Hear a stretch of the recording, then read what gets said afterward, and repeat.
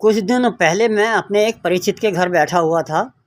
मैंने देखा कि उनके घर के छोटे से मंदिर में दीपक जल रहा था और उसी के पास एक डिब्बा रखा हुआ था जिस पर लिखा था पूजा का घी। पूछने पर पता चला कि ये घी केवल पूजा के लिए ही बनाया गया है। इसे खाने के लिए इस पर मना लिखा है, अर्थात ये खाने योग्य नहीं है।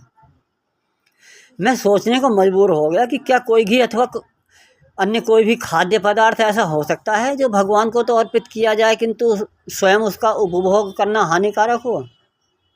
जी हाँ, ये घी ऐसा ही है। और आगे पता चला कि इसका भाव भी 200-250 रुपये प्रति किलो ही है। अब सोचिए, क्या आजकल कोई देसी घी 200-250 रुपये प्रति किलो हो सकता है, जबकि खाने वाले देसी घी का बाज़ार भाव 1-1.5 रुपये प्रति किलो से कम नहीं है।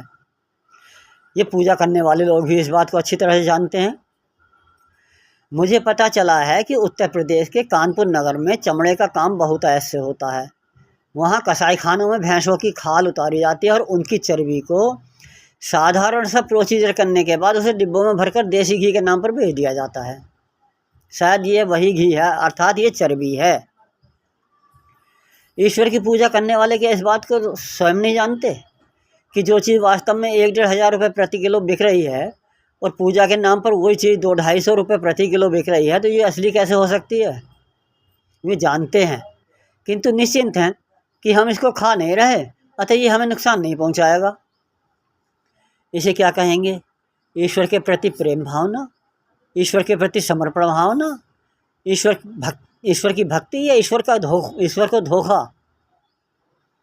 क्या विश्व गुरु बनकर हम दुनिया को यही संदेश देना चाहते हैं कि ईश्वर भक्ति के नाम पर ईश्वर को धोखा देकर भी संतुष्ट हुआ जा सकता है?